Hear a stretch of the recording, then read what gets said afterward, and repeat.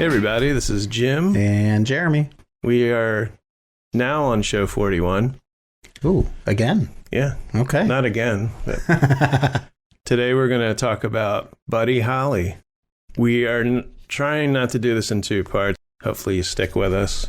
Oh, sorry. We're going to start with rock and roll, where the term came from.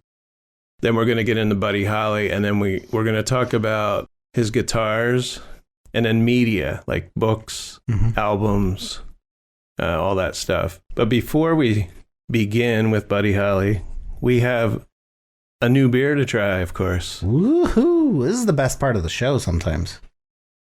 And this one is called, and these are kind of appropriate. Well, this one's appropriate to the podcast. Okay. Microphone Check. Nice. And it's it's Czech, like Czechoslovakia, by Brick City Brewing. And if I can read, it's, where is it from? A bunch of basketball players made it. It's from, I've never heard of this town. Oh, yeah, I did. Okay. Little Ferry, New Jersey. There you go. I think I've heard of that. And what is this?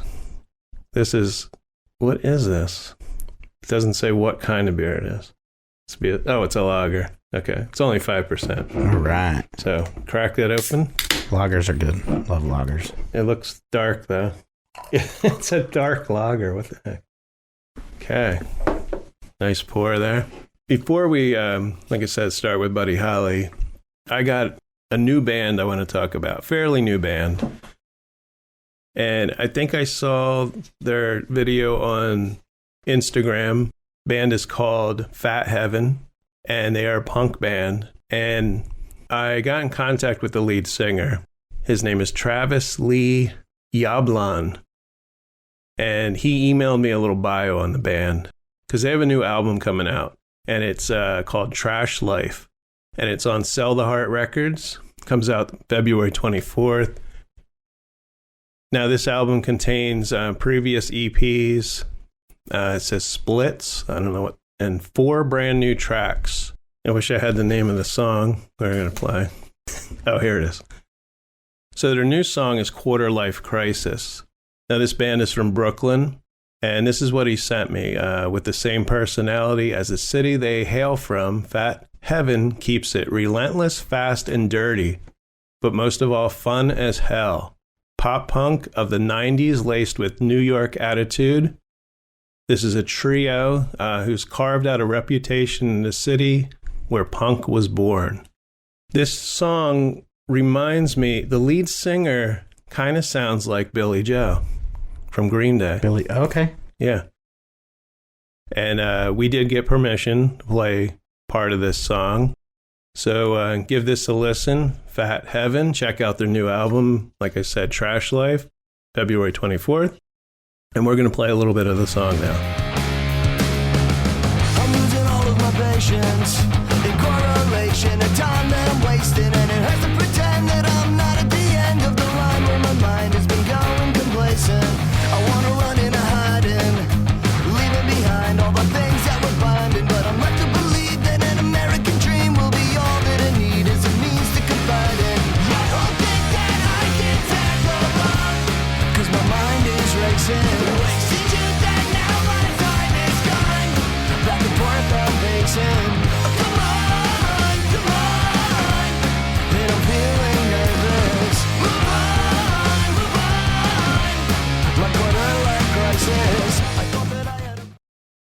Okay. Hope you like that song. Very good. And tasting the beer now. It's weird. It says lager, but it tastes kind of like a stout. Yeah. No, I like it. It's very smooth. Probably some chocolate in there or something. Yeah. So the beer was Microphone Check. And I wanted to talk, there's not too much new music stuff, except today. No, I was never a big fan of the band Paramore. They're okay. Yeah. I love the new album. Oh, yeah? It is so fresh, new, like, it's hard to describe. They always had kind of a punk rock sound to them. I mean, the new album is called This Is Why. I love the title song. And the song kind of speaks to me because it talks about not wanting to come out of your house And, after a work week, and I only work 4 days, but I normally don't go out of the house on the weekend. I don't go back to work till Tuesday. And just driving to work, I have a short drive, but I don't know. The people on the road, I'm like, now I know why I kind of stay in my house. But so I love the title song, and there's another song called Sieste Comme Ka, which is a fun song. And what's weird about this album is that there's 10 tracks, it's 36 minutes, but the last 3 songs are very straightforward, like pop songs. Mm-hmm. The other ones are very inventive. I have to say the lyrics aren't that great, but the music is just interesting. And I think it's a little bit different than, I'm not too familiar with Paramore, but I listened to this album a couple times already. It just came out today. I mean, the first song I listened to like 3 times. And I think I knew because I think I saw a video for it or an advertisement for the song. Siesta Comme Ka, I was wondering, is there a meaning to this song? Like it. Do those words mean something? And it does. And I'm going to tell you in a minute here. Okay. And it means that's just the way it is. So I guess they fit in a little bit better than saying that. Some things will never change. Sorry. Wrong band. So check out the new Paramore. And we're not going to get into too much new stuff because we got a lot to talk about today. We did just take a trip last week, you and I, to see a concert. Mm-hmm. Not that we need to spend too much time on it, but I think it was worth telling the listeners about. Yeah, Alter Bridge and Mammoth. Wolfgang Van Halen. And a band called Red opened. Yeah, we didn't see too much of them. Oops. Yeah. We were drinking at that time. And I went outside a couple of times because it was pretty loud. We were in the back, and good thing we weren't up stage. I mean, sometimes I wear earplugs now. No, it was a really good show. Mammoth, of course, is Wolfgang Van Halen. Mm-hmm. Incredible. Yep. Guitarist. I thought both bands were fantastic. Thought it was a great show. Yeah. That was where was that? Can't think. Monmouth. Oh yeah. I don't remember the name of the theater. I was at the Wellmont. There you go. In Montclair. That's it. Montclair, not Monmouth. Sorry. Yeah. And I've been to Montclair, New Jersey for the Outpost in the Burbs. That's in a church. I've been to concerts there. Nice town. Tons of parking. Yeah. We joke. It's hard to find a spot. You got to park in front of someone's house, but yeah, there's no parking there. We had some good pizza though, so yeah, it was a fun night, great night out. Just us hanging out, listening to music, and checking out some new up and coming bands. Yeah. So, and we just got tickets for George Thorogood. Yeah, I'm pumped for that. Who I've never seen. I haven't either. Nope. They've always been on my wish list, but never did it. And that's at Wind Creek in Bethlehem, and that's in May. Yeah, I think it was the 20th or 21st, something like that. It was a Saturday. Yeah. I don't know if you saw that or not. So we don't have to drive on a weeknight. Not that Wind Creek is far, but... Yeah, I wanted to go see Cheap Trick. They're in Morristown, but, the Alter Bridge concert was a Wednesday night. And I don't go to work. I don't get to work till 10, so I actually I don't think I was late that morning. But I'd rather see a show on a weekend. Yeah. It's just a lot to work all day. Jeremy and I both, work and... early in the morning for me. And after a full day, it depends on the day, if you're burnt out and then you're going to a concert. And this one, no seats. We had to stand the whole time. Yeah, we stood the whole show. Well, the other one we were looking at was Billy Idol, but I think that was also a weeknight. Yeah. So just makes it a challenge. Mm-hmm. So we're going to get into Buddy Holly. And if you've never heard of Buddy Holly, I don't know why, and yes, he was from the 50s. We're going to tell you, spoiler alert, but we're going to tell you what happened to him. And but I want to get into the term rock and roll. Where did it come from? So rock and roll is a genre of popular music that evolved in the United States during the late 40s and early 50s, which I didn't know that it was 40s. And actually, earlier than that, there was the term rock and roll. I think it was in like Cleveland or something, wasn't it? I'm don't know. Stealing a line from Huey Lewis. So Okay. It was not serious, sorry. Well, rock and roll's formative elements can be heard in blues records from the 1920s and in country records from the 30s. The genre did not acquire its name until 1954. In the earliest rock and roll styles, either the piano or saxophone was typically the lead instrument, and these instruments were generally replaced or supplemented by guitar in the middle to late 1950s. Now, the phrase rock and rolling originally described the movement of a ship on the ocean, but by the early 20th century was used both to describe the spiritual fervor of black church rituals and as a sexual analogy. What? Yes. So a retired Welsh seaman named William Fender, Sorry, seaman. he can be heard singing the phrase rock and roll when describing a sexual encounter in the traditional song The Baffled Knight in the early 1930s, believe it or not. In 1934, the song Rock and Roll by the Boswell sisters appeared in the film Transatlantic Merry-Go-Round. All right. Never heard of that one. Nope. And then in 1943, the Rock and Roll Inn in South Merchantville, New Jersey, was established as a music venue. All right. 1943, Rock and Roll Inn. Now in 1951, I think you were right, Jared, Cleveland, Ohio, disc jockey Alan Freed began playing this music style and referring to it as rock and roll on his radio program, which popularized the phrase. Well, they also have the Rock and Roll Hall of Fame there, so it would make sense. Yeah, and I've heard of Alan Freed. So several sources suggest that Freed found the term used as a synonym for sexual intercourse on the record 60 Minute Man by Billy Ward and his Dominoes. Okay. The lyrics include the line, I rock 'em, roll 'em all night long. And then Rocket 88 by Jackie Brenston and his Delta Cats, which included Ike Turner, was recorded by Sam Phillips in March 1951, and this is often cited as the first rock and roll record, Rocket 88. Rocket 88. So let's get into Buddy Holly here.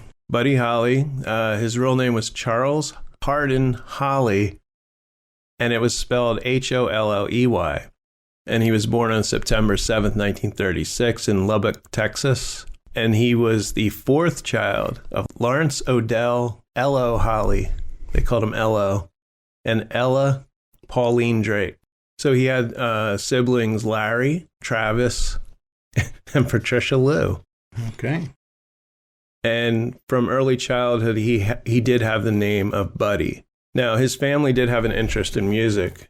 All his family members except his father were able to play an instrument or sing. And the elder Holly brothers performed in local talent shows. And on one occasion, Buddy joined them on violin. And he could not play it, so his brother Larry greased the bow so it wouldn't make any sound. Oh, wow.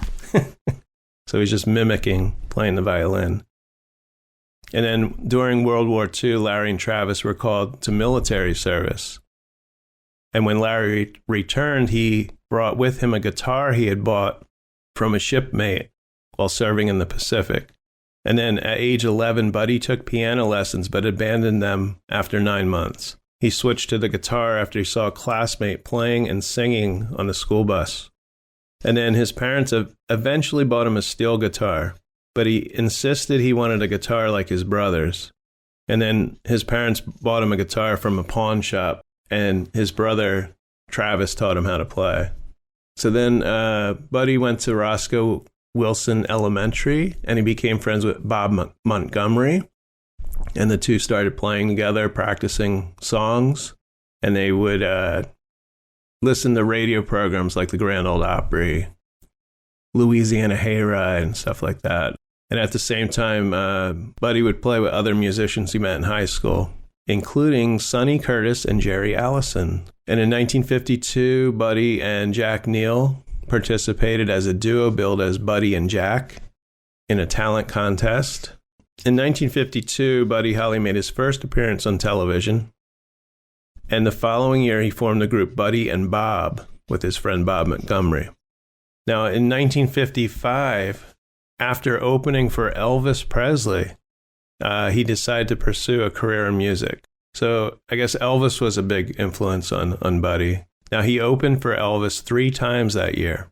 Now, this was early on in Elvis's career. And it might have been like the Louisiana Hayride. I think I recall, these small shows, outdoor shows. And his band shifted from country and western to entirely rock and roll. And in October of that year, in 55, he opened for Bill Haley and his Comets. And he was spotted by Nashville scout Eddie Crandall, who helped him get a contract with Decca Records. So that's the beginnings of, his career. So one thing led to another, and it helps a little bit, I guess, opening for Elvis. But like I said, Elvis, I don't know, in 55, Elvis was, I don't know when Elvis broke out. Crandall persuaded Grand Ole Opry manager Jim Denny to seek a recording contract for Holly. They sent a demo tape, which Denny forwarded to Paul Cohen, who signed the band to Decca Records in February 1956. Now, in the contract, Decca misspelled Buddy Holly's last name as Holly. Mm-hmm. And from then on, he was known as Buddy Holly. That's spelling instead of his, the real spelling of his name. January 26, 1956, Holly attended his first formal recording session, which was produced by Owen Bradley. He attended 2 more sessions in Nashville, and Holly became increasingly frustrated by the lack of creative control. Now, I watched the Buddy Holly story with Gary Busey, and you'll see where and I know a lot of stuff in that movie is fabricated. Maybe, fabricated. But Buddy really Buddy was one of the first producers of his own music. Mm-hmm. These record companies had their own producers, and they kind of wanted to sway you in different directions, maybe something you didn't want to do. And I noticed the early songs were they wanted him to do more country.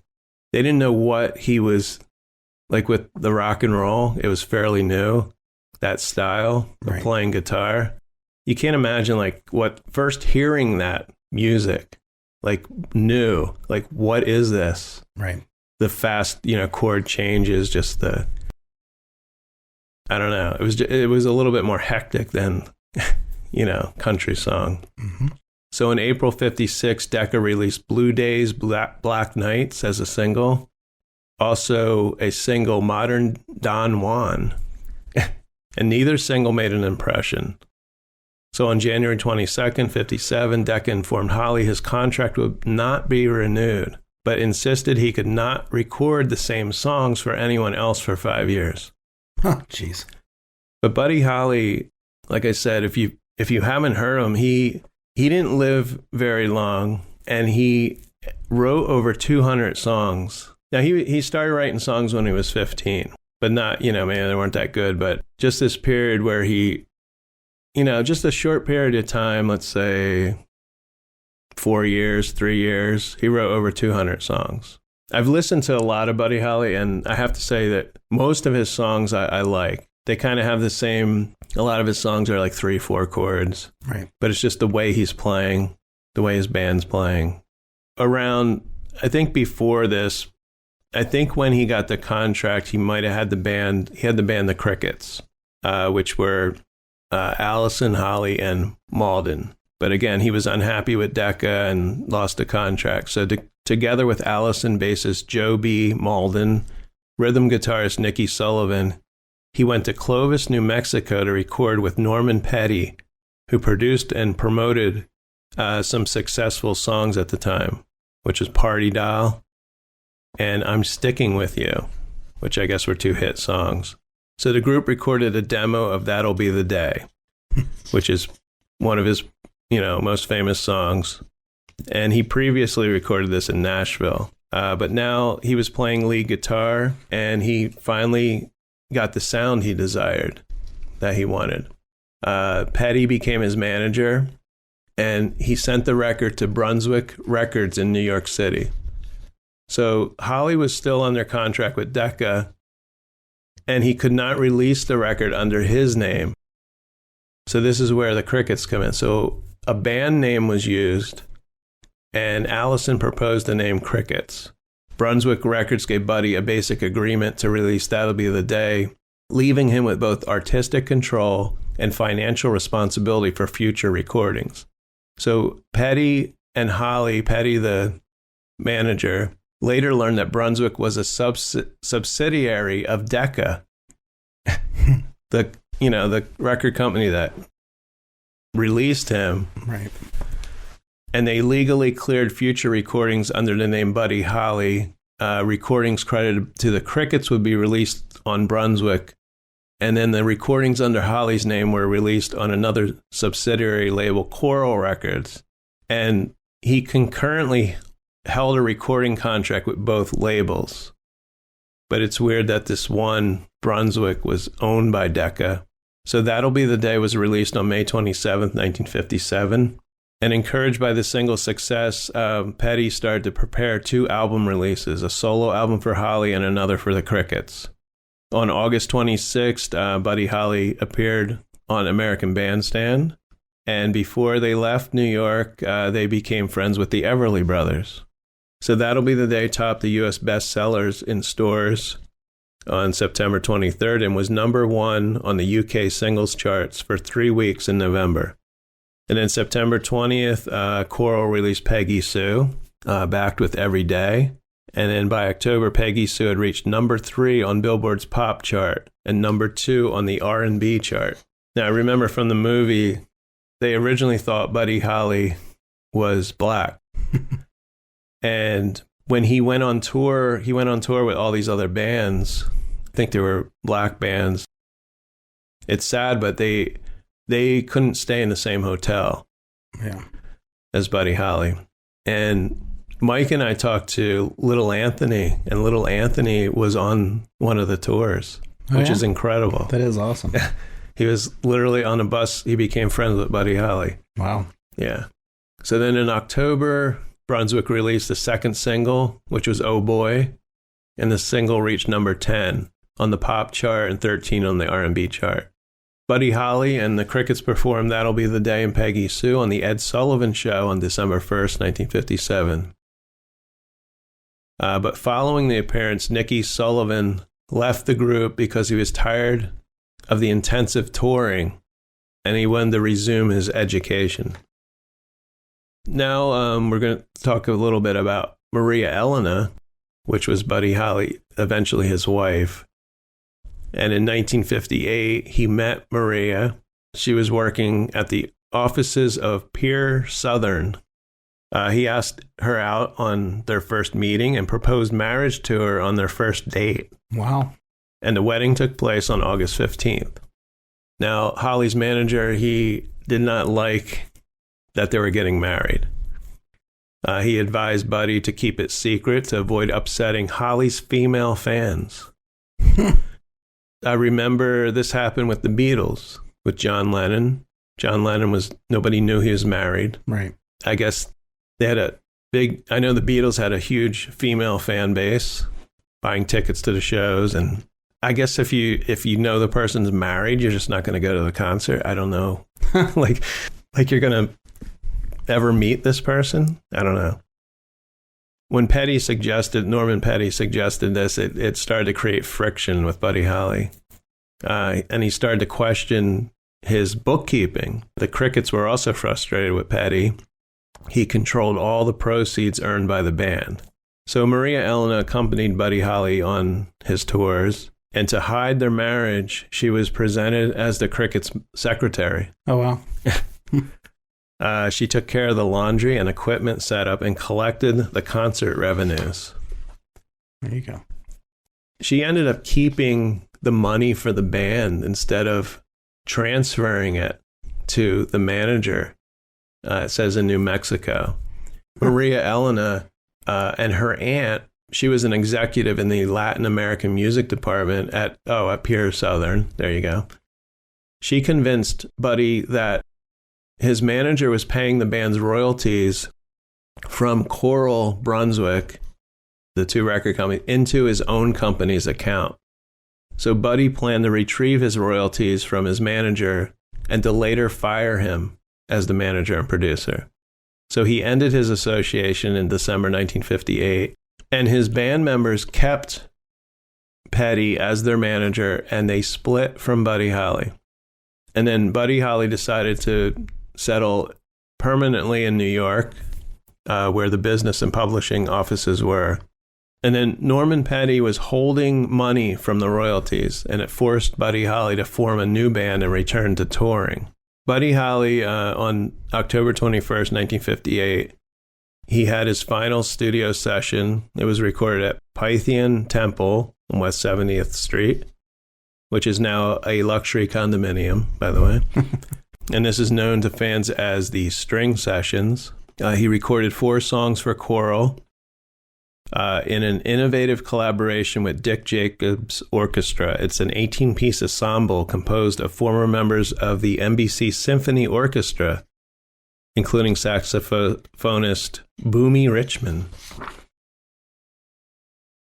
The 4 songs that were recorded were True Love Ways, Moon Dreams, Raining in My Heart, which I love. I love that song. And It Doesn't Matter Anymore, which was actually written by Paul Anka. And then from November to December 1958, Buddy planned on building his own studio in Lubbock and purchased land there. Before moving to New York, he formed his own record company, Prism Records, and publishing company. However, financial matters weren't that good. In spite of much negotiating, Norman Petty refused to give Buddy any funds. So Buddy was pretty much broke, and he needed money.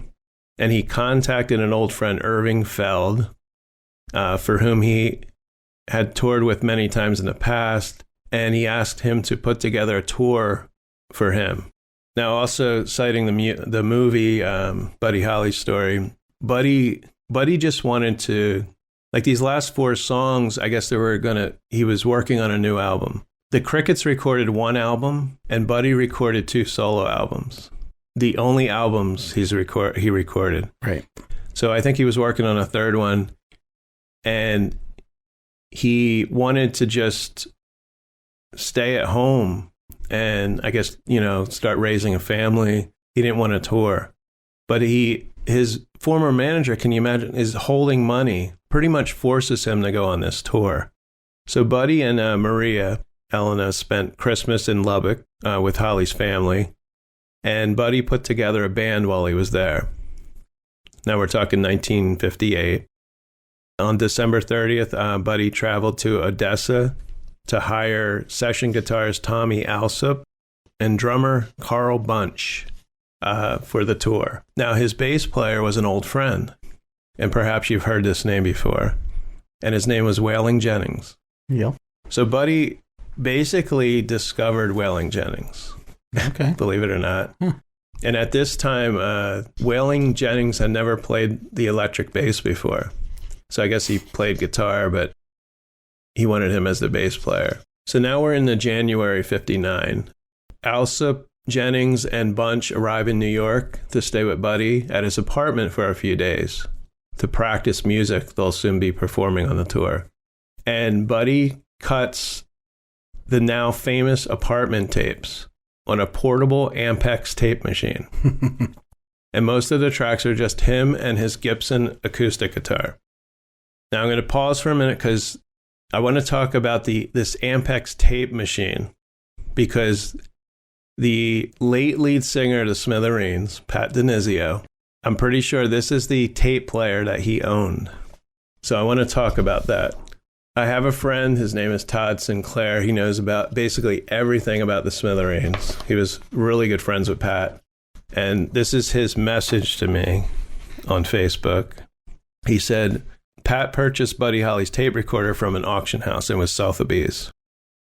He stored it in the corner of his dining room of his house in Scotch Plains for many years, until he had Sotheby's put it back on auction for him. Now, Pat bought this for I think it was $14,000, I think, and he had to take out a loan. But Pat loved Buddy Holly. He wore glasses like Buddy Holly. So this is a story in itself, because Sotheby's couldn't get a good price for the tape player. So when Pat went to get the tape player back, It turned out to be a different tape recorder than the one he gave them to sell. Right. He says a lot of fishy stuff was going on. Pat thought maybe someone stole it, and then maybe Sotheby's tried to replace it with a fake to try to cover it up. But I don't think this tape player's ever resurfaced. That's what's weird, you know? Okay, so Pat got his story about Sotheby's in the New York Post, page 6, gossip column, right? The gossip column. Nice. Yeah. This was from the New York Post. It was an article, and it's from August 1999. Also, I've been at Pat's house. His house is no longer there, but when he had his concerts, because of the year of this, I realized I never saw the tape player. I remember he had a curio cabinet with some collectibles in it, but it would have been cool to see it. So this article is from August 28th, 99. Title of the article is Buddy Holly Artifact Going Lost. It says, if it were Picasso, there would be hell to pay. But Sotheby's, the esteemed auction house, admits it lost the late rock legend Buddy Holly's tape recorder and offered to pay full replacement cost only after getting calls from the Post. They said, we handle hundreds of thousands of items safely. This time something went wrong. We're really sorry. Right? But that wasn't good enough for Pat DiNizio, the lead singer of the Smithereens. Nor should it be. No. In 1990, he bought the old Ampex reel-to-reel, the machine that captured Holly's hits as That'll Be the Day, Peggy Sue, and Not Fade Away. Because this is the tape recorder Buddy would, when he was working out songs, would record onto. He actually bought this from Sotheby's for $15,300. And then he sent the machine back to them in 1996. So this article is 3 years later. There were no takers for this. And because Pat was on tour with his band at the time, he asked the auction house to store the recorder until the end of the tour in 1997. He said, I was assured by Sotheby's it would be in their safekeeping at their warehouse. So when I was finally off the road, I called them to get the recorder, and they told me it was missing. This is a little different than I think my friend said with him getting a box or getting a delivery. This is probably more accurate, but oh no, wait a minute. Sometime later, okay, here we go. They thought, I'm getting ahead of myself. They thought they found it. I was very excited when this giant shipping crate arrived. I mean, how big was this recorder? Right. Giant shipping crate. It's like in the Christmas story. Fragile. Yeah. When he cracked open the crate, there could be anything in there. he discovered Sotheby's had sent the wrong machine. Maybe they forgot. Well, it's in there. It's got to be in there. An antique recorder, but a much larger model than the one that he bought. He said they don't even look alike. Sotheby's acknowledged the recorder in DiNizio's possession isn't his, and the house doesn't know where his Buddy Holly recorder is. Further complicating the matter, Sotheby's doesn't know whose recorder was shipped to Pat DiNizio. He said Sotheby's offered him $7,500, then $10,000. But after the Post called the auction house to get a comment, Sotheby's upped its offer to $15,000. My friend Tom told me that Pat actually got more than that. Then he ended up getting more than that. So that's an odd thing right there.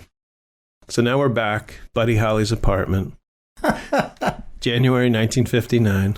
So Tommy Alsop does some guitar work and tries to teach Wailing the fundamentals of bass.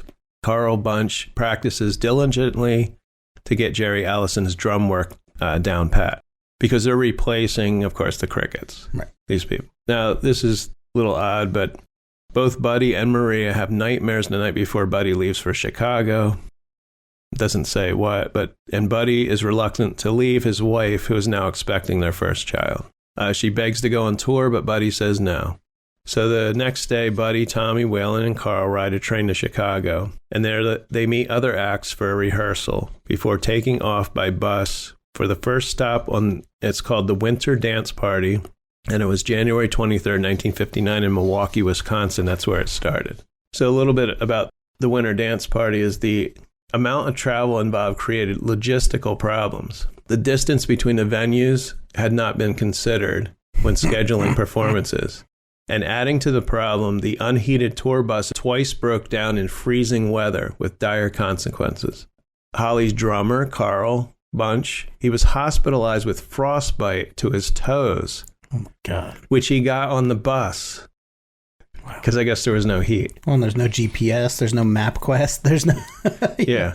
Buddy decided to seek other transportation. So on February 2nd, before their appearance in Clear Lake, Iowa, Buddy chartered a 4-seat Beechcraft Bonanza airplane for Jennings, Alsop, and himself from Dwyer Flying Service in Mason City, Iowa. So his idea was to depart following the show at the Surf Ballroom in Clear Lake and fly to their next venue, which was North Dakota, allowing them time to rest and just avoid the rigorous bus journey. Immediately after the Clear Lake show, which ended just before midnight, Alsop agreed to flip a coin for the seat with Richie Valens, who was famous for La Bamba. So Valens called heads, and he won, and he reportedly said, "That's the first time I've ever won anything in my life." And this is leading up to something, and you're going to think back on that quote. So Waylon Jennings gave up his seat to J.P. Richardson, which was the Big Bopper, who had influenza, and he complained that the tour bus was too cold and uncomfortable for a man of his size. Was he big or was he tall? Or both? I just think he was big. Okay. This is a spoiler alert, okay, if you don't know, but the plane, ended up crashing and unfortunately killing Buddy Holly, the Big Bopper, and Richie Valens. And Buddy Holly was just 22 years old. Yep, much too soon. So that pretty much, ended it. What I found odd is that his wife did not attend the funeral, and she's never visited the gravesite. Because she blames, in a way, blames herself. Right. So I'm actually tearing up here. We're going to talk about Buddy's guitars. He bought his first Fender Stratocaster, which became his signature guitar, at Harold Music in Lubbock for $249, which I know is, worth a lot more now. And that was his 1954 Stratocaster, which was stolen during a tour in a stop in Michigan in 1957. And I'm going to talk a little bit about that guitar in a minute. To replace it, he purchased a 1957 model before a show in Detroit, and he owned 4 or 5 Stratocasters during his career. The 1954 guitar, there's a little bit of controversy with if it was found or not. The 1954 guitar, there's actually a documentary, you can find this on YouTube, called The 54, and this is from an article from May 2019 from guitar.com. It says the mythical 1954 Fender Stratocaster may have been discovered down under. In Australia? Yeah. Well, it says it was found down under, but I think this guy, as far as I know, this guy is from Australia, but the guitar was found in Lubbock, Texas. That would make sense. Yeah. So the guy's name is Gil Matthews. He's a drummer, producer, and he's a Fender collector. He purchased this 2 decades after the plane crash, and cross-examination by experts point to a high probability that the guitar in Matthews' possession is indeed Buddy Holly's Stratocaster. But then if you go on YouTube, you'll see comments and other articles that claim that it's not. But there are pictures. Buddy Holly was pretty hard on this guitar.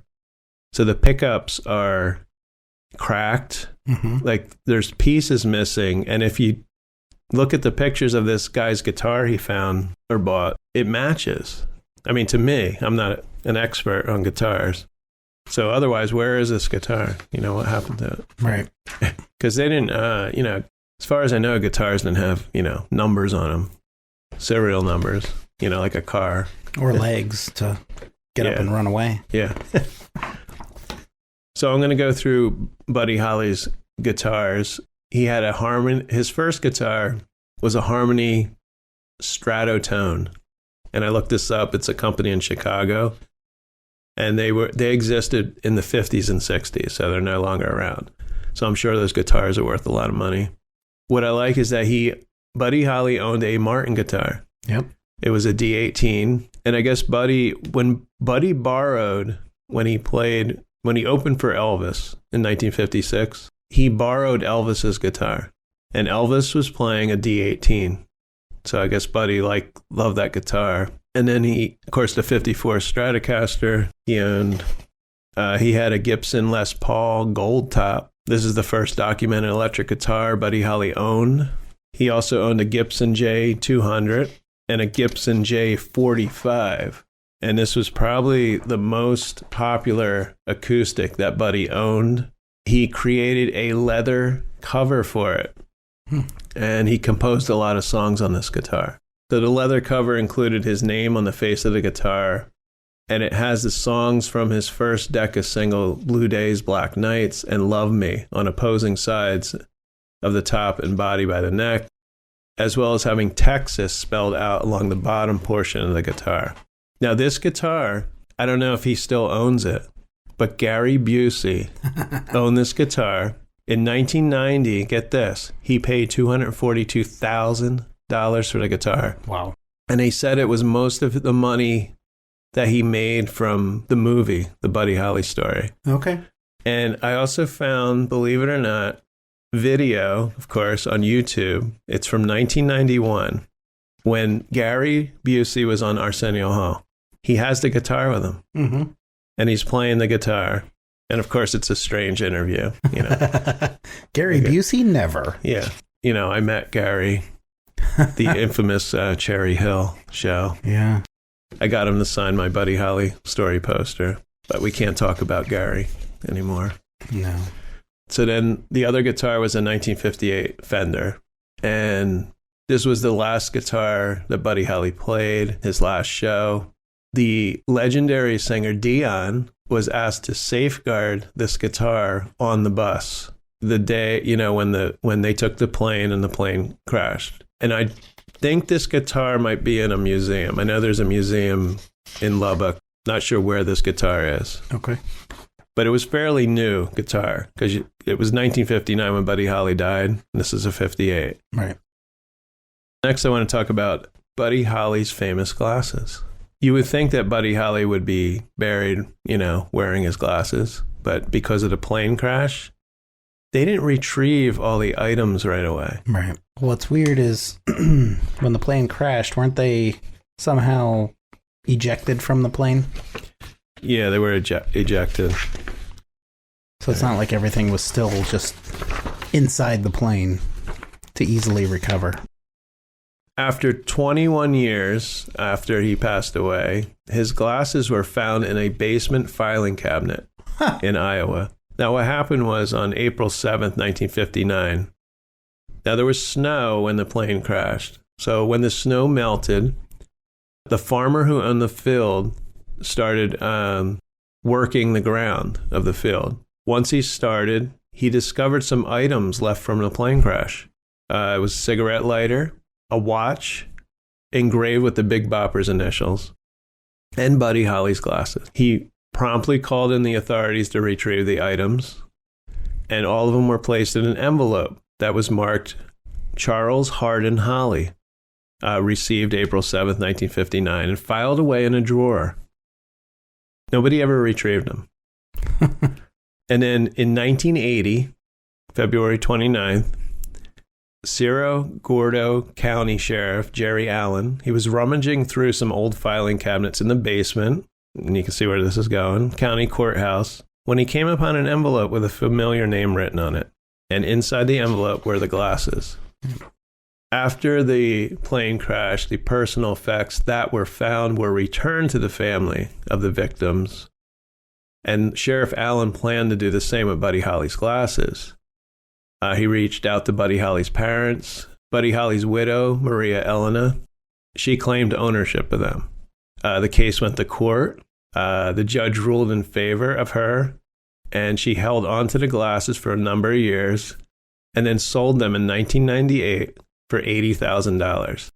And she sold them to the organization that built the Lubbock Buddy Holly Center. And the glasses are on display today. Very cool. Yep. And by the way, Maria Elena is still alive. I figured that just by the way you were kind of speaking of her. Yeah. She remarried. Because you said something about to this day she still hasn't visited his grave. She remarried and she has a couple kids. In fact, Pat DiNizio, like I said, such a fan of Buddy Holly. There's a Smithereens song called Maria Elena, which is a great song. There is a Buddy Holly Center if you want to go visit it. It's in Lubbock. In 1980, a guy by the name of Grant Speed sculpted a statue of Holly playing his Fender. Other memorials include, there's a street named in his honor, and then the Buddy Holly Center contains a museum of Holly memorabilia and fine arts. And the center is located on Crickett's Avenue and one street east of Buddy Holly Avenue. Groundbreaking was held April 20th, 2017 for the construction of a new performing arts center in Lubbock, the Buddy Holly Hall of Performing Arts and Sciences. And it's a downtown $153 million project. And it says expected to be completed in 2020. But I figure because of COVID, maybe they're still working on it. So Buddy Holly had influence on the Beatles. John Lennon and Paul McCartney, they saw Buddy Holly for the first time when he first appeared at the London Palladium. It says they studied Buddy Holly's records, learned his performance style and lyricism, and based their act around his persona in the beginning of the Beatles. They also chose their name, I don't know if this is true, because of the Crickets. They chose the name The Beatles. Oh, okay, yeah. That's interesting. And Paul McCartney owns Buddy Holly's catalog of songs.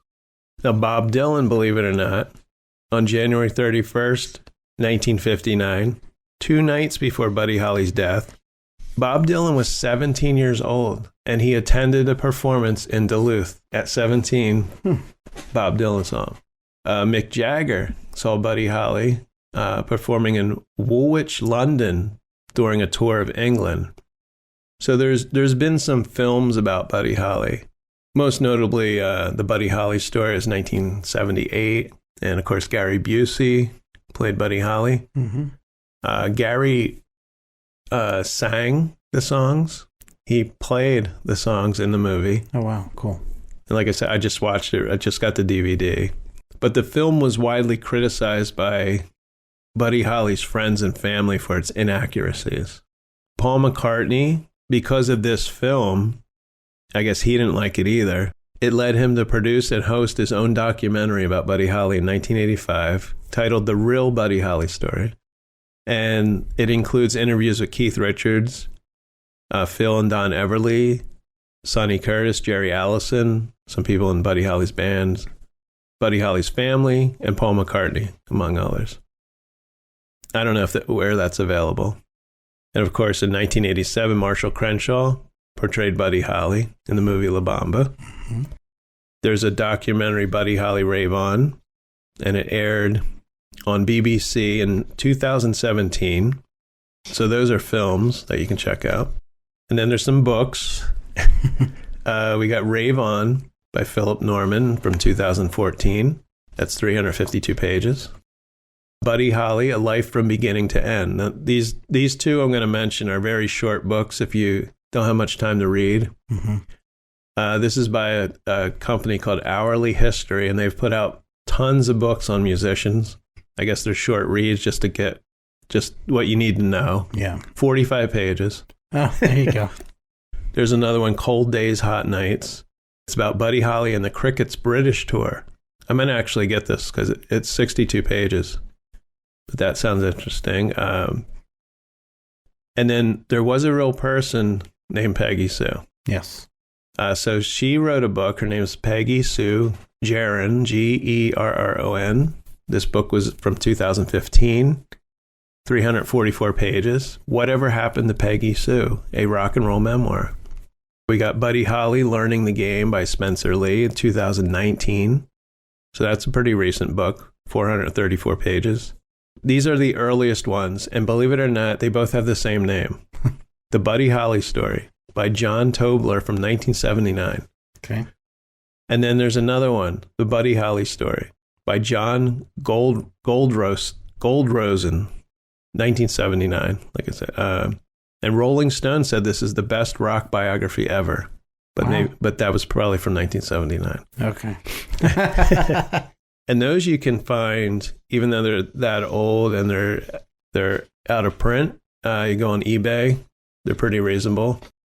And now these are albums. And of course we have the Chirping Crickets. They reissued this I don't know how many years ago, but I have the reissue on vinyl, 1957. And then we got Buddy Holly, self-titled, 1958. And then That'll Be the Day, 1958. So he put out 2 albums in 1 year. Yeah. This one is amazing. And it's on, if you have a streaming service, because if you go to buy this, it's $275. Yeah. On CD, it's not Fade Away. I don't know if you check this out. No, I didn't. It's the complete studio recordings and more. It's 203 songs. It's every song Buddy Holly recorded. You showed me the set. Yeah. The first song is called My Two-Timin' Woman. It was written by Buddy Holly at age 12. Wow.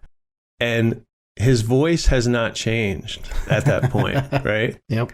It's sort of a Peter Brady, because he sounds like a girl, but it's not great quality because I don't know what he recorded it on. Right. But 12-year-old Buddy Holly, and I'm pretty sure the next song or the song after is him when he was 15. And then there's songs by him and that Bob Montgomery. Right. And they're country. They're like what he started out doing. Okay. And then you get into all the other stuff. There's songs on there I've never heard before. Maybe they were B-sides or something. Now there's a compilation or a tribute, Rave On, Buddy Holly, Right. on Fantasy Records, 2011. The thing is, most of the songs I liked, except Paul McCartney. And you got to hear the song. He does It's So Easy. He doesn't sound like mellow Paul. He sounds like he's constipated. And he's yelling in the middle of the song how it's so easy. He's just scatting. Mm-hmm. I think it's awful. And then there's Great Tragedy, Winter Dance Party, 1959. And I like this one because it's everybody, I guess, that had done that tour. And it's the original recordings. So you hear the Big Bopper. Pretty sure you hear Waylon Jennings, different people that were on that tour. Right. Now, when I look this up, don't confuse this. There's another album by the same name.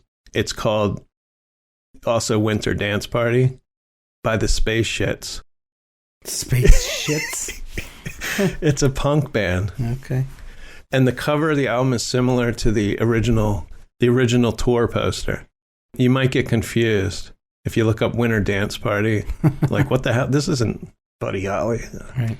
And then there's also a ton of other albums and greatest hits, and I'm sure there's hundreds that you can find. Now, lastly, believe it or not, I came up with a top 10 list of cover songs, Buddy Holly cover songs. And these are in no particular order. Pat DiNizio put out, I think it was called Buddy Holly, Pat DiNizio, something like Pat DiNizio. Okay. All Buddy Holly songs. Yep. Pat hired a guy that worked with the Four Seasons to do strings. I mean, there's other people on there. He's got a string section on some of the songs. Mm-hmm. But my favorite is Learning the Game that Pat does. Now, this next one, I've liked this since I heard it. I don't know when I first heard of Buddy Holly. It might have been Linda Ronstadt doing a Buddy Holly. Maybe I didn't know it was Buddy Holly. But anyway, The Knack. Oh, yeah. Heartbeat. Maybe I didn't even know it was a Buddy Holly song at the time. I don't know. When that album came out. I love The Knack. Raining in My Heart by Leah Sayer. I like that one. I like that song. There's a woman by the name of Skeeter Davis. Oh Boy. So her version is pretty good. I can't tell you what albums these are on, but I just came up with these. Ricky Nelson. Not Rick Nelson, but Ricky Nelson. True Love Ways. And He recorded this song 4 days before his plane crash. Oh, man. Yeah. So try not to record Buddy Holly's song and then go on a plane. Yeah.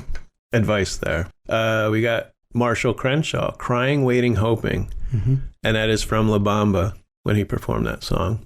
It's So Easy, Linda Ronstadt. That'll Be the Day by the Everly Brothers. And then John Lennon, he had an album, I think it was called Rock and Roll. And he does Peggy Sue. And he sounds really close to Buddy Holly on the song. And he doesn't sway too far from the original. You know, some people take it a different direction and it doesn't sound good, but just a great rendition of that song. And then last of all is Rave On by the Nitty Gritty Dirt Band.